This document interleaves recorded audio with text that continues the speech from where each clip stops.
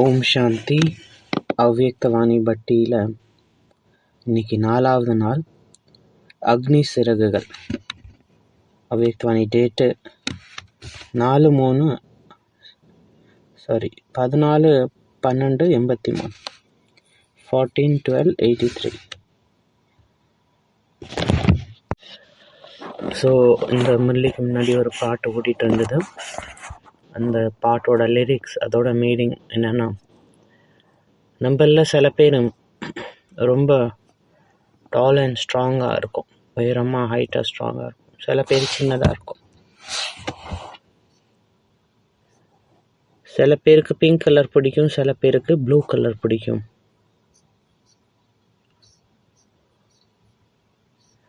சில பேருக்கு reading books படிக்க பிடிக்கும், சில பேருக்கு ஃபீடிங் டாக்ஸ் பிடிக்கும், அதாவது நாய்களுக்கு சாப்பாடு போட பிடிக்கும்.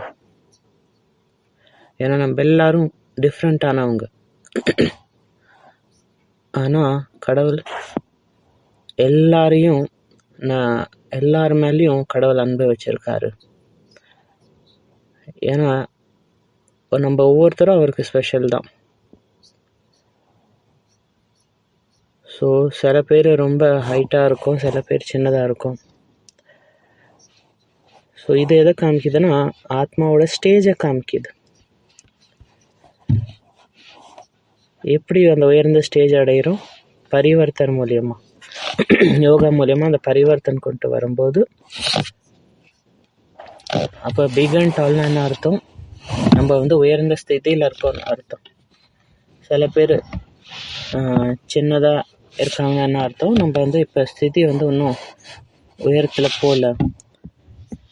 இப்போ நம்ம ஸ்திதியை உயரத்துக்கு கொண்டு போகணும். சில பேர் பிங்க் பிடிக்கும், சில பேர் ப்ளூ பிடிக்கும். அதாவது உலகத்தில் என்ன சொல்லுவாங்கன்னா, கேர்ள்ஸுக்கு பிங்க் பிடிக்கும், பாய்ஸ்க்கு ப்ளூ பிடிக்கும், அந்த மாதிரி சொல்லுவாங்க. ஸோ அப்போ சோல் இந்த பாடியை இன்ஸ்ட்ருமெண்ட்டாக யூஸ் பண்ணுது.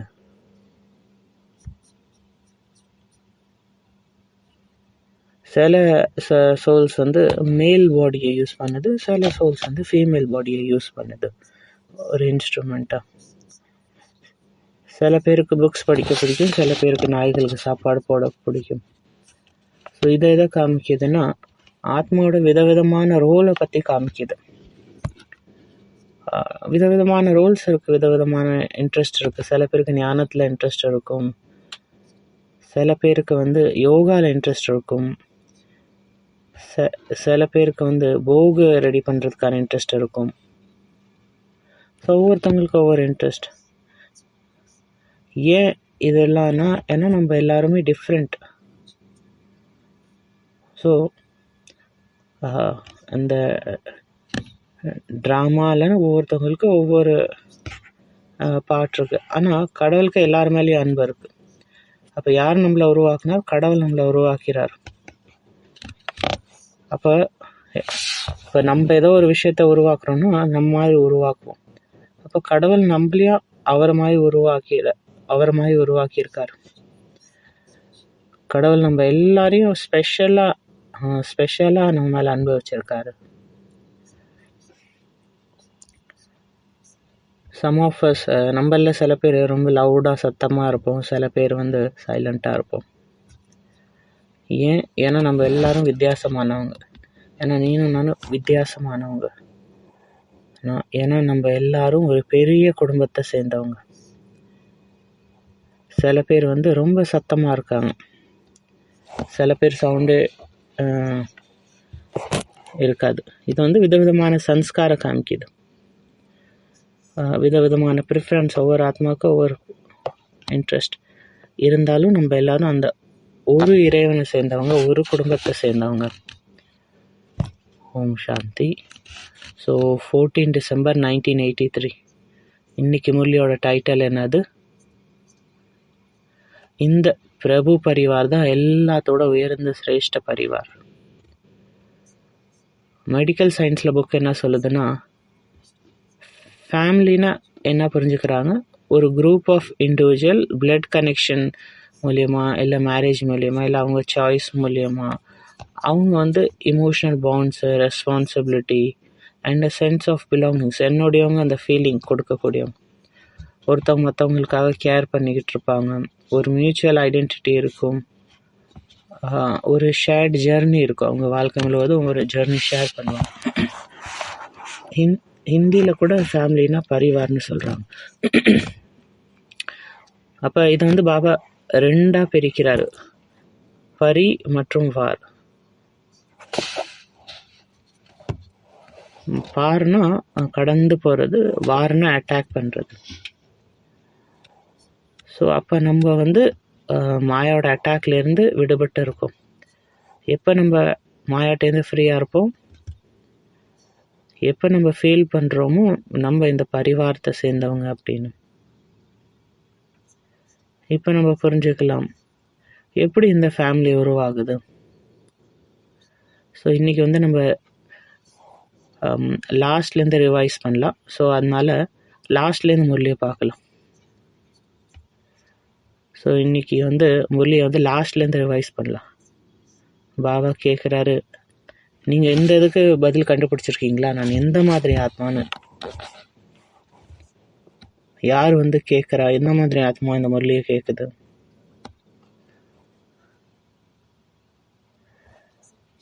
ஸோ நான் வந்து பிகே சமீக்ஷா இறைவனின் குழந்தையா, இல்லை நான் வந்து ஆத்மா இறைவனின் குழந்தையா? இந்த அவேர்னஸ் முழு நாளும் இருக்கா?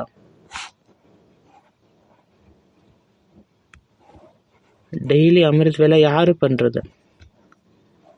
அந்த ரோலா இல்லை அந்த ஆத்மா எந்திரிக்குதா?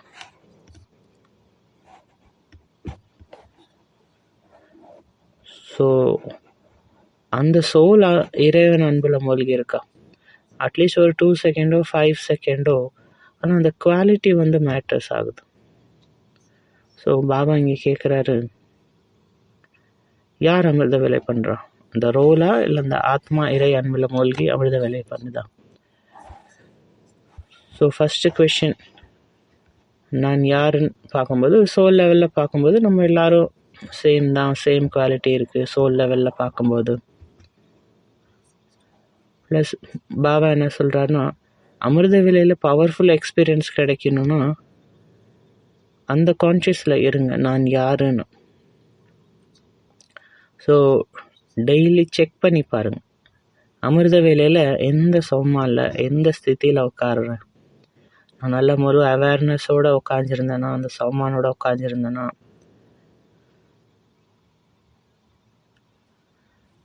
அடுத்து வந்து நான் யாருக்கு சொந்தமானவன்? நான் யாருக்கு சொந்தமானவன்? அந்த தந்தைக்கு சொந்தமானவன். நான் அந்த பரமாத்மா சிவன் தந்தைக்கு சொந்தமானவன். அப்போ நான் யாரு? நான் தான் அந்த ஆத்மா. நான் வந்து அவருக்கு சொந்தமானவர். முரளியில் பாபா சொல்கிறாரு, அந்த உயர்ந்த சம்பந்தத்தில் இப்போ வந்திருக்கீங்க. நம்ம பாபாவோட சம்பந்தத்தில் வரும்போது தான் அப்போ நம்மக்குள்ளார பிரதர்ஸ் அண்ட் சிஸ்டர்ஸ், நம்மக்குள்ளார பிரதர் சிஸ்டர்ஸ்க்கான அந்த ரிலேஷன் உருவாகுது. இப்படி தான் நம்ம ஃபேமிலி உருவாகுது. இப்படி தான் நம்ம இந்த ஒரு பிரபு பரிவார், இறைவனோட பரிவார் கிரியேட் ஆகுது. அடுத்து பாபா என்ன சொல்கிறோன்னா, பாபா நமக்கு திலகம் தராரு. அப்போ 3 விஷயம் இங்கே பாபா சொல்கிறாரு, தாஜ், திலக், தத். 3 விஷயம், திலகம், கிரீடம், சிம்மாசனம், 3 விஷயம் பாபா சொல்கிறாரு. ஃபஸ்ட்டு பாபா திலகம் கொடுக்குறாரு, அப்புறம் தலையில் கிரீடம் வைக்கிறாரு, அதுக்கப்புறம் நம்ம சிம்மாசனத்தில் உட்காடுறோம்.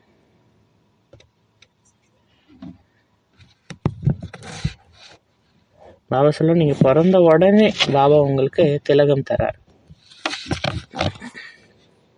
எதோடைய திலகம் தராரு? சுயராஜ்ய அதிகாரிக்காக திலகம் தரார். ஏதோ ஒரு குழந்தைக்கு மட்டும் தரல, எல்லா குழந்தைக்கும் பாபா தரார். அப்போ இதுதான் ஒரு ஃபேமிலி, இங்கே எல்லாருமே ராஜாக்கள் தான். அடுத்து பாபா என்ன சொல்கிறாருன்னா, உங்களுடைய ஸ்பெஷாலிட்டி பாருங்கள். நீங்கள் பிறந்ததுலேருந்தே பாபா உங்களுக்கு 3 திலகம் தராரு. அது என்னன்னா என்ன 3 திலகம் பாபா உங்களுக்கு தராரு? ஃபஸ்ட்டு உங்கள் ராஜ்யத்தின் திலகம், அடுத்து சர்வீசபிள் குழந்தையாக இருக்கிறதுக்கான திலகம், அடுத்து 3வது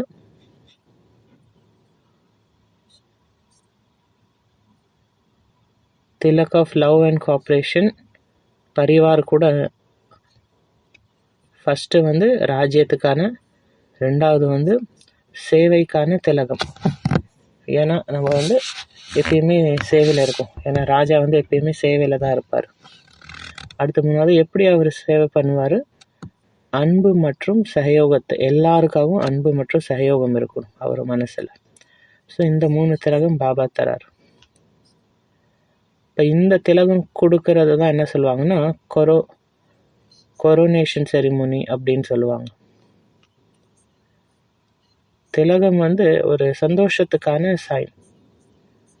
இதை பாபா தான் சொல்கிறார். திலகம் பாக்கியத்துக்கான நிஷானம். திலகம் விக்னத்தை நீக்கிறதுக்கான ஒரு சைன். யாரோ ஏதோ ஒரு கஷ்டமான விஷயத்துக்காக போகிறாங்கன்னா அந்த குடும்பத்தில் உள்ளவங்க அவங்களுக்கு திலகம் விட்டு அனுப்புவாங்க, வெற்றி பெற்றுவான். அடுத்த திலகத்துக்கு அப்புறம் பாபா என்ன தராரு? தலையில் அந்த கிரீடம் தராரு. என்னன்னா உலக நன்மைக்கான, விஸ்வ கல்யாணுக்காக கிரீடம் தராரு. அப்புறம் எங்கே உட்கார வைக்கிறாரு பாபா? எந்த சிம்மாசனத்தில்? 2 நாள் முன்னாடி கூட பாபா சொன்னார், பாபாவோடைய இதே சிம்மாசனத்தில் உட்கார வைக்கிறாரு. அடுத்து பாபா என்ன சொல்கிறாருன்னா,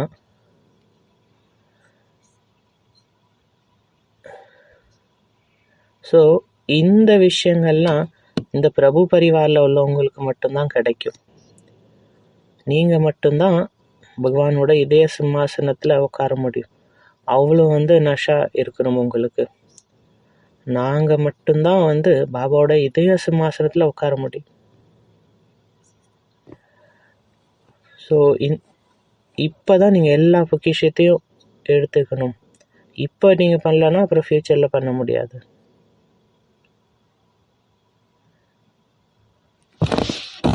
இப்போ நம்ம பண்ணலன்னா ஃப்யூச்சரில் பண்ண முடியாது. ஃப்யூச்சரில் இதெல்லாம் பொக்கிஷம் இதெல்லாம் சேர்த்துக்க முடியாது. அடுத்து பாபா என்ன கேட்குறாருன்னா, நீங்கள் மாஸ்டர்ஸ் ஆகிட்டீங்களா? மாஸ்டர்னா யார்? அவங்களுக்கு எல்லா இதை பற்றியும் ஞானம் இருக்கும், புரிதல் இருக்கும்.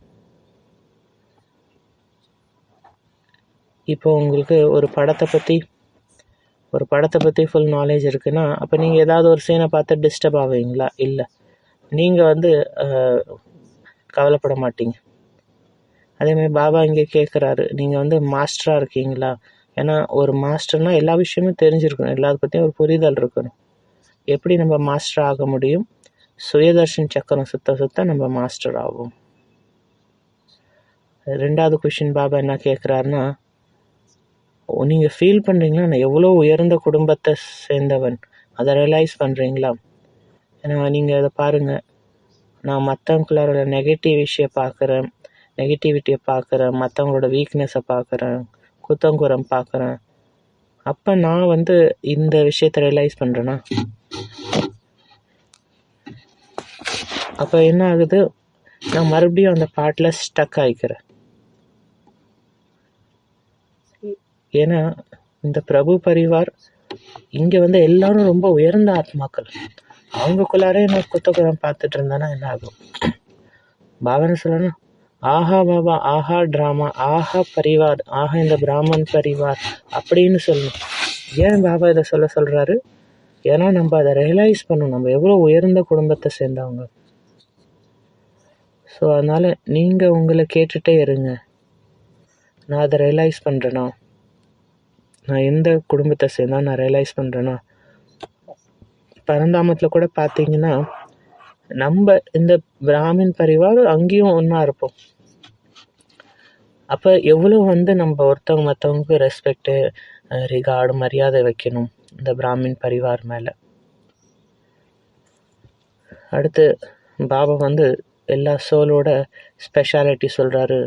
இந்த முள்ளியில் நிறைய ஸ்பெஷாலிட்டி சொல்லியிருக்காரு. ஃபஸ்ட்டு நீங்கள் இந்த பிராமின் பரிவாரோட சேர்ந்தவங்கன்னா அப்போ என்ன ஆகுது, உங்கள் பாக்கியம் வந்து ரொம்ப உயர்ந்ததாகிடுது. அடுத்து வரக்கூடிய 21 ஜென்மத்துக்கு இந்த பாக்கியம் உங்களுக்கு கிடைக்கும். அடுத்து பாபா என்ன சொல்கிறாரு, நீங்கள் வந்து பொக்கிஷத்தின் கஜானா ஆகிடுறீங்க.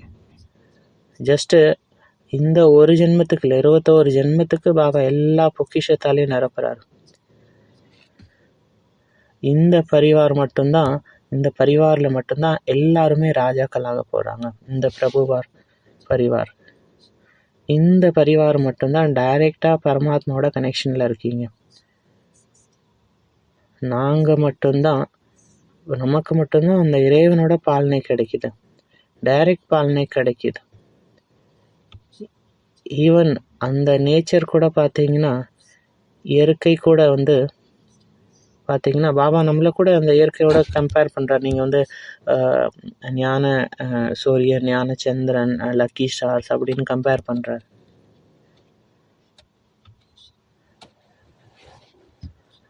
மக்களும் உங்கள் மேலே அவ்வளோ மரியாதை வச்சுருக்காங்க. நீங்கள் வந்து மாஸ்டர் ஆல்மைட்டி ஆகிடுறீங்க.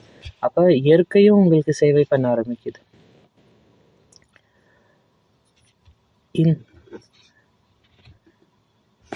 அப்போ நான் வந்து இவ்வளோ உயர்ந்த குடும்பத்தை சேர்ந்தவன், அப்போ என்னுடைய எண்ணம், சொல், செயல் எவ்வளோ வந்து உயர்ந்ததாக மகானா ராயலாக இருக்கிறோம். அப்படி அந்த ஸ்மிருதியில் இருக்கும்போது மாயா நம்மளை வந்து அட்டாக் பண்ணாது. நம்ம மட்டும்தான் அந்த அதீந்திர சுக ஊஞ்சல்ல ஆட முடியும். அப்போ நம்ம மட்டும்தான் அந்த பிராப்திங்கிற அந்த ஊஞ்சல்ல ஆட முடியும். இன்னைக்கு கூட உலகத்தில் பார்த்தீங்கன்னா உங்களை பூஜை பண்ணுறாங்க.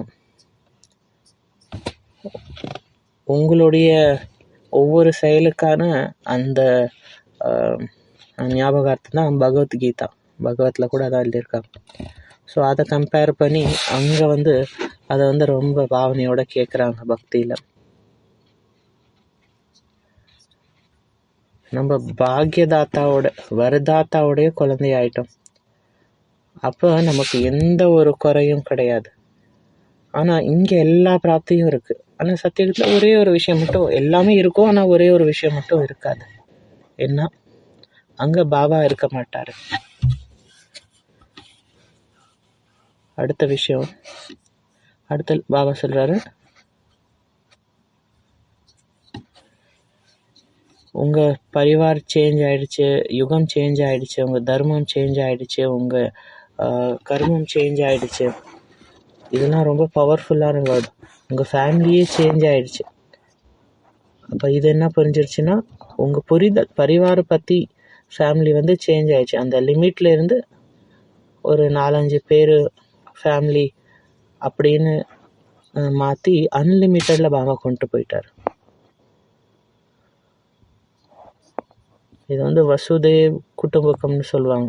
அதாவது ஒரு இறைவன், ஒரு ஃபேமிலி. அடுத்து வந்து யுகமே உங்களுக்கு சேஞ்ச் ஆகிடுச்சு. எங்கே? பாடியோட ஏஜும் சேஞ்ச் ஆகிடுச்சு. ஆனால் சோல் வந்து அதுக்கு எந்த வயசும் கிடையாது. உங்கள் தர்மம் சேஞ்ச் ஆகிடுச்சு. உங்கள் தர்மம் மற்றும் கர்மம் சேஞ்ச் ஆகிடுச்சு. ஆத்மாவோட தர்மம் என்ன? பீஸ், அமைதி.